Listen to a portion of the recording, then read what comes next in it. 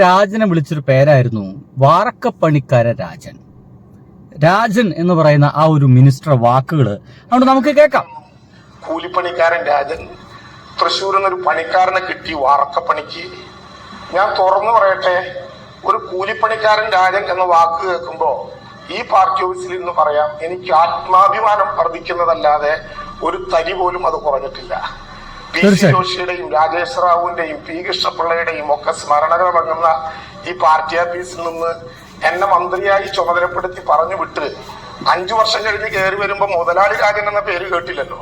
കൂലിപ്പണിക്കാരൻ രാജൻ എന്ന് പറയുന്നതിൽ ആത്മാഭിമാനമുള്ളയാളാണ് ഞാൻ എന്ന് ആവർത്തിച്ച് കൃത്യമായിട്ട് ഇത് കോൺഗ്രസിലൊരു കൊട്ട് തന്നെയാണ്.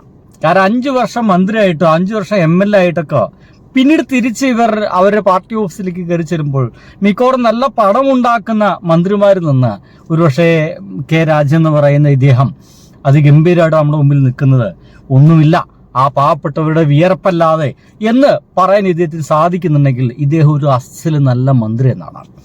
ഇദ്ദേഹത്തെ കഴിഞ്ഞ ദിവസമാണ് വാർക്കപ്പണിക്കാരെ രാജൻ എന്നൊക്കെ വിളിച്ച് കോൺഗ്രസ്സുകാർ അപമാനിച്ചത്. കോൺഗ്രസ്സുകാർ ഒരു ദുരന്ത നാടകം കളിച്ചു. ഈ ദുരന്ത നാടകം കളിക്കാൻ ഒരു ഉളുപ്പമില്ലല്ലോ ഇവർക്ക് എന്നുള്ളതാണ് എനിക്ക് തോന്നിപ്പോകുന്നത്. എന്തുകൊണ്ട് എന്ന് വെച്ച് കഴിഞ്ഞാൽ ഇവര് വാഗ്ദാനം ചെയ്തത് എന്തെങ്കിലും ഒന്ന് നടപ്പിലാക്കിയോ? വീട് വെച്ചു കൊടുക്കാന്ന് പറഞ്ഞു, വീട് വെച്ചു കൊടുത്തിട്ടില്ല. ആ വീട്ടിലേക്കുള്ള സാമാനങ്ങളൊക്കെ വാങ്ങിച്ചു കൊടുക്കാന്ന് പറഞ്ഞു, വീട് ഉണ്ടാക്കിയിട്ട് വേണ്ടേ, അതും നടത്തിയിട്ടില്ല.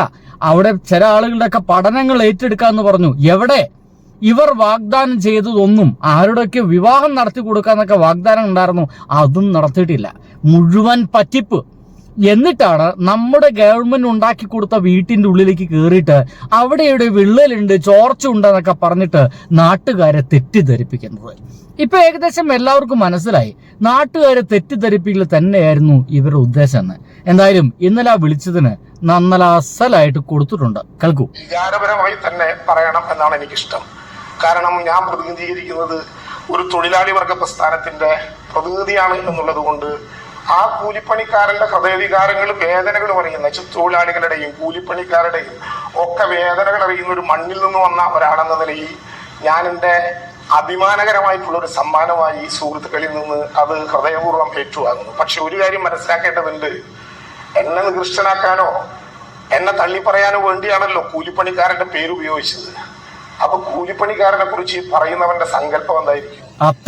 ഓരോരുത്തരുടെയും സംസ്കാരത്തിനും ഓരോരുത്തരുടെയും ഇഷ്ടത്തിനും ചേർന്ന വിധത്തിൽ അങ്ങനെ പറയുന്നതിൽ ഒരു പ്രശ്നവും എനിക്കില്ല. വളരെ അഭിമാനത്തോടെ ഞാൻ അത് ഏറ്റെടുത്തതായി സവിനയം നിങ്ങളെ അറിയിക്കാൻ വേണ്ടി ആഗ്രഹിക്കാൻ. എന്തെല്ലാം കേൾക്കേണ്ടി വന്നു. അപ്പന്റെ പേരിലൊക്കെ രാഷ്ട്രീയത്തിൽ കയറി എല്ലാവരും കൃത്യമായിട്ട് കേൾക്കേണ്ടതാണ്. ഇവരപ്പോ കൂലിപ്പണിക്കാരെന്നൊക്കെ വിളിച്ച് ആക്ഷേപിക്കുമ്പോ കൂലിപ്പണി എന്തോ ഈ കോൺഗ്രസ്സുകാരുടെ മനസ്സിൽ എന്തോ വളരെ മോശമായ എന്തോ തൊഴിലാണ്. ഇവർക്കിങ്ങനെ ആപ്പുണ്ടാക്കി പൈസ വരിച്ച് നാട്ടുകാരെ പറ്റി ജീവിക്കണമെന്നേ, അത് ഏറ്റവും അഭിമാനകരമായ ജീവിതമാണ്. ആപ്പുണ്ടാക്കുക, ദുരിതത്തിന്റെ പേര് ആപ്പുണ്ടാക്കുക, വീട് നിർമ്മിച്ചു കൊടുക്കുക എന്ന് പറയുക, പണം മുക്കുക, അതിന്റെ പേര് ജീവിതം മുന്നോട്ട് കൊണ്ടുപോകുക എന്ന് പറയുന്ന അവർക്ക് അഭിമാനവും. എന്നാൽ കൂലിപ്പണി എടുത്ത് ജീവിക്കുന്നു എന്ന് പറയുന്നത് അപമാനകരവും എന്നാണ് കോൺഗ്രസ്സുകാരൊക്കെ ചിന്തിക്കുന്നത്. എന്റെ പൊന്നു സുഹൃത്തുക്കളെ, ഇവരൊക്കെ നമ്മൾ ഭരിക്കാൻ വന്നു കഴിഞ്ഞാൽ കൂലിപ്പണിക്കാരെ കണ്ടു കഴിഞ്ഞാൽ ഇവരെ ഭാവം എന്തായിരിക്കും? പുച്ഛഭാവമായിരിക്കില്ലേ? അങ്ങനെ പുച്ഛഭാവം അവർക്കുള്ളതുകൊണ്ടല്ലേ, ആ ഒരു തോട്ട് അവർക്കുള്ളതുകൊണ്ടല്ലേ രാജൻ മിനിസ്റ്ററെ കൂലിപ്പണിക്കാരൻ അല്ലെങ്കിൽ വാർക്കപ്പണിക്കാരൻ എന്നൊക്കെ വിളിക്കേണ്ടി വരുന്നത്? അല്ലെങ്കിൽ ആ ഒരു പേര് അവർക്ക് അവിടെ വരുമോ? ഇല്ലല്ലോ. അപ്പോ അതെന്തോ ഒരു അപമാനകരമായിട്ടുള്ള തൊഴിലാണെന്ന് ഇവർ ചിന്തിച്ചു വെച്ചിരിക്കുന്നു എന്ന് നമ്മൾ മനസ്സിലാക്കണം. കഴിഞ്ഞിട്ടില്ല. ഓരോന്നായിട്ട് എന്റെ പ്രിയ സുഹൃത്തുക്കൾ കേൾക്കണമെന്നുള്ളതാണ്. ഇനി ഇവിടെ ആ ഒരു പിരിച്ച സ്ഥലത്തേക്ക് വസീഫ് അടക്കമുള്ള ആളുകൾ അവിടേക്ക് എത്തിയിട്ടുണ്ട്. ഇനി ഇവിടെ നടക്കുന്ന കാര്യം എന്ന് വെച്ച് കഴിഞ്ഞാൽ നമ്മുടെ ശവം തൂക്കികളായിട്ടുള്ള കോൺഗ്രസ്സുകാരെ ഒരു പാഠം പഠിപ്പിക്കാൻ തന്നെ DYF അടക്കമുള്ള ആളുകൾ തീരുമാനിച്ചിട്ടുണ്ട്. അവര് 230 വീടുണ്ടാക്കാൻ വേണ്ടിയിട്ട് പണം വാങ്ങിച്ച് അവര് സ്ഥലം വാങ്ങിച്ചു എന്ന് പറഞ്ഞ സ്ഥലത്തേക്കുള്ള ഒരു ബോർഡ് അവരിപ്പോ വെച്ചിട്ടുണ്ട്. അതിങ്ങനെയാണ് കേട്ടോ, അതിഗംഭീരമായ ഒരു ബോർഡാണ്. അതൊന്ന് കാണണം. അത് implementation unit Wayanad township project, അതിൽ ഞങ്ങൾ കൊടുത്ത പണവും എല്ലാം ഉണ്ട്. ഇങ്ങനെ ഒരു 20 കോടി രൂപ കൊടുത്ത ഞങ്ങളെ ആക്ഷേപിക്കാൻ ഒരു ഉളുപ്പുമില്ലാതെ വന്നു നിൽക്കുന്നവരുടെ വാർത്തകൾ എത്ര മനോഹരമായിട്ടാണ് നിങ്ങളിൽ പലരും നിങ്ങളുടെ ചാനലിലൂടെ കാണിക്കുന്നത്. ആ പോണ എന്താന്ന് മനസ്സിലായ? അതാ ബോർഡ് കാണി, അടിപൊളി. ഞാനൊന്ന് വായിക്കട്ടെ. വയനാട് മുണ്ടക്കൈ ചൂരൽമല ദുരന്തബാധിതർക്ക് 230 വീട് നിർമ്മിക്കാൻ കോൺഗ്രസ് എന്താ പറയാ വാങ്ങിച്ചു എന്ന് പറയുന്ന 3.5 ഏക്കർ ഭൂമിയിലേക്കുള്ള വഴി ഇതാ കോൺഗ്രസ്സുകാരെ, ഇതാണ് വഴി. ഈ വഴിയിലൂടെ നിങ്ങളൊന്ന് ഈ സ്ഥലത്തേക്ക് വാ. അല്ലാതെ അവിടെ ഗവൺമെന്റ് നിർമ്മിച്ച വീട്ടിലേക്കല്ല നിങ്ങൾ കയറേണ്ടത്. നിങ്ങൾ വാങ്ങിച്ചു എന്ന് പറയുന്ന ഈ വീട്ടിലേക്ക് നിങ്ങൾ കയറൂ എന്നാണ് ഇപ്പോൾ ഡിവൈഎഫ്ഐയുടെ അതിഗംഭീരമായിട്ടുള്ളൊരു വെല്ലുവിളി. ഒന്ന് അവിടേക്ക് ഈ UA ജനീഷ അവരൊക്കെ ഉണ്ടല്ലോ, OJ ജനീഷ, ഇതൊക്കെ ഒന്ന് അവിടേക്കൊന്ന് കയറണമെന്നേ. എവിടെ അടുത്തത് അവിടെ ഒരു അതല്ല, സണ്ണി ജോസഫുള്ള ഒരു പണിയാണ്. അതല്ലാതെ വയനാട് ദുരന്ത ബാധിതർക്കുള്ള ഉപജീവന ബത്ത മുടങ്ങാൻ കാരണം ജില്ലാ കളക്ടറുടെ ഭാഗത്തു നിന്നുണ്ടായ സാങ്കേതിക വീഴ്ച. 2026 ജൂൺ മാസം വരെയുള്ള ബത്ത സർക്കാർ നേരത്തെ തന്നെ കളക്ടർക്ക് നൽകിയിരുന്നു. എന്നാൽ കളക്ടർ സാമ്പത്തിക മാസം അവസാനിക്കുന്നതിന് മുൻപ് പണം ബന്ധപ്പെട്ട അക്കൗണ്ടിലേക്ക് മാറ്റിയില്ല. ഇതോടെ മാർച്ച് 31-ന് 3,19,00,000 അക്കൗണ്ടിൽ നിന്ന് സറണ്ടറായി. സാങ്കേതിക പിഴവ് സംഭവിച്ച കാര്യം കളക്ടർ DR മേഘശ്രീ സർക്കാരിനെ അറിയിച്ചു. അപ്പോ ആ ഒരു കാര്യത്തിൽ കൂടി എന്താണ് ഒരു വ്യക്തത വന്നിരിക്കുന്നു എന്നർത്ഥം. ഇവർക്ക് ദിവസം കിട്ടേണ്ട ദിനബത്ത, പിന്നെ ഓരോ ആളുകൾക്ക് വെച്ച് കൊടുക്കേണ്ട തുക, ഒരു മാസം അവരുടെ വീട്ടുവാടകയ്ക്ക് വേണ്ടിയിട്ട തുക, ഇതെല്ലാം കൊടുത്തിരുന്നു ഗവൺമെന്റ് അത് 100% ഉറപ്പാണ്. പക്ഷെ അത് ഒരു ചെറിയ അബദ്ധം പറ്റിപ്പോയി എന്നുള്ളപ്പോൾ കാര്യങ്ങളൊക്കെ വ്യക്തമായി എന്നുള്ളതാണ്. എന്തായാലും എല്ലാ കാര്യത്തിലും ഇങ്ങനെ ഒരു വ്യക്തത വരുത്തുന്നതൊക്കെ നല്ലതാണ്. ഇനി നമ്മൾ മനസ്സിലാക്കണേ, നൗഫൽ എന്ന് പറയുന്ന വ്യക്തിയാണ്. എനിക്ക് സത്യം പറഞ്ഞു കഴിഞ്ഞാൽ ആ നൗഫലിനെ ഇപ്പൊ കൂട്ടമായിട്ട് പലരും ആക്രമിക്കുന്നുണ്ട്, ശരിയല്ല. അദ്ദേഹം ഒരു ദുരന്ത ബാധിതനാണ്. അതിനേക്കാൾ അപ്പുറം അദ്ദേഹം ഒരു കോൺഗ്രസ്സുകാരനാണ്. ഒരു വെറും കോൺഗ്രസ്സുകാരനായതുകൊണ്ട് ആ ജനീഷിനെ പോലുള്ള ആളുകളൊക്കെ വന്ന് പറഞ്ഞപ്പോൾ ആ പാവണ്ട് വിശ്വസിച്ചു പോയി. നിഷ്കളങ്കനായിട്ടുള്ള ഒരു മനുഷ്യനാണ്, ഒരു വയനാട്ടുകാരനാണ്, ഒരു സാധാരണ മനുഷ്യൻ. അദ്ദേഹം അതിലാണ്ട് പെട്ടുപോയി. അറിയാതെ ഒരു മാസമായിട്ട് ആളുകളൊക്കെ ഇങ്ങനെ വന്നു നിൽക്കുമ്പോൾ മന്ത്രിക്ക് കിളി പോയി എന്നും ഭ്രാന്താണെന്നൊക്കെ കണ്ട് പറഞ്ഞുപോയി.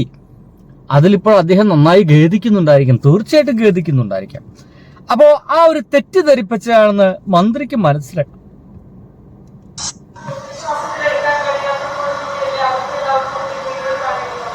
ആര് മീഡിയ കണ്ടു?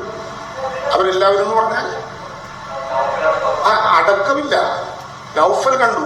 നൗഫലിനെ തെറ്റിദ്ധരിപ്പിച്ചാണ് യഥാർത്ഥത്തിൽ. നൗഫലിന്റെ വീട് കൈമാറുമ്പോൾ ഞാൻ അങ്ങനെ പറഞ്ഞ അഭിപ്രായം എനിക്കില്ല.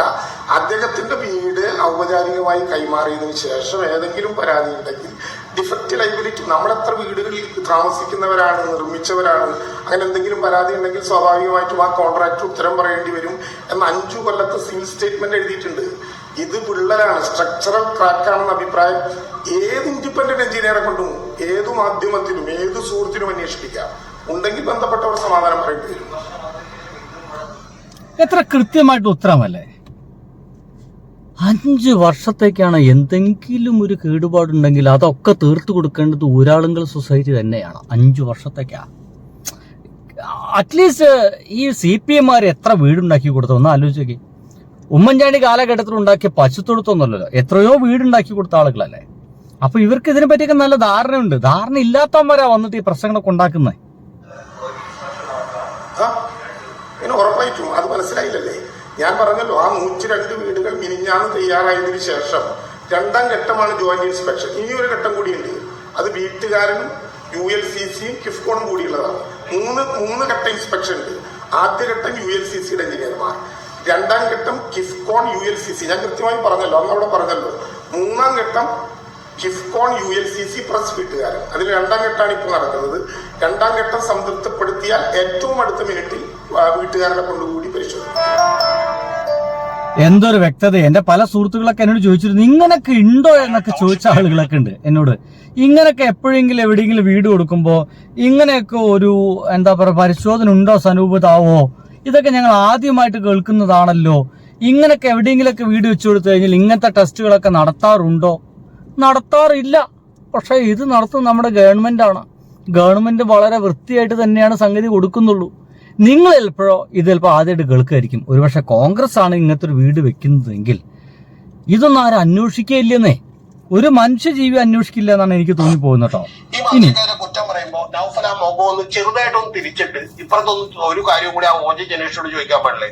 എന്റെ കൂട്ടത്തിൽ തന്നെ പെട്ട നിരവധി ആളുകൾ ഗവൺമെന്റിന്റെ നിന്ന് 15 ലക്ഷം രൂപയും കൂടി മേടിച്ചിട്ട് നിങ്ങളുടെ വീട് കിട്ടുമെന്ന് പറഞ്ഞ് പോയിട്ടുണ്ട്.